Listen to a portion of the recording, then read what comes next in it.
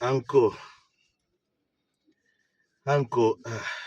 hakuna kitu muhimu anko kama nidhamu binafsi.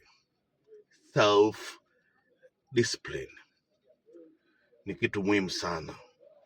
Ukiwa na self discipline lazima utafanikiwa.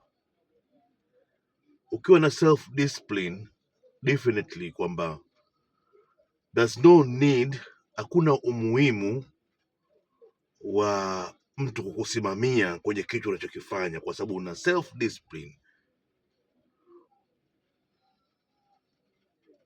Una discipline ambayo inakufanya ufanye yale mambo yako unayotakiwa kuyafanya bila kusimamiwa na mtu yoyote.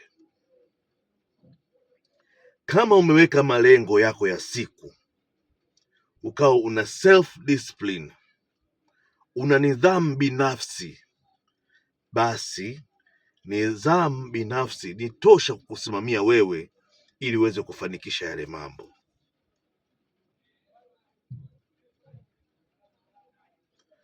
Watu wanakosa discipline, wanakuwa walegevu, wazembe, ndio maana maisha yanakuwa magumu.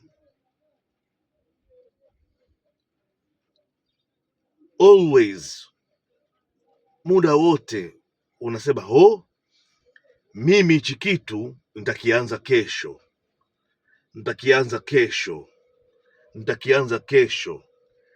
Kesho yako ile inakuwa haina mwisho.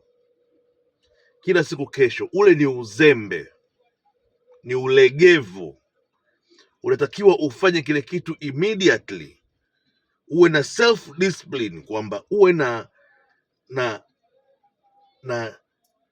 nini nisema kwa Kiswahili, self discipline tunayosema kila mara kinasahau. Uwe na self discipline, uwe na nidhamu binafsi kwamba natakiwa nifanye hivi, niamke saa 2 asubuhi, niwahi kwenda kuomba kibarua, niwahi kwenda kufanya kazi.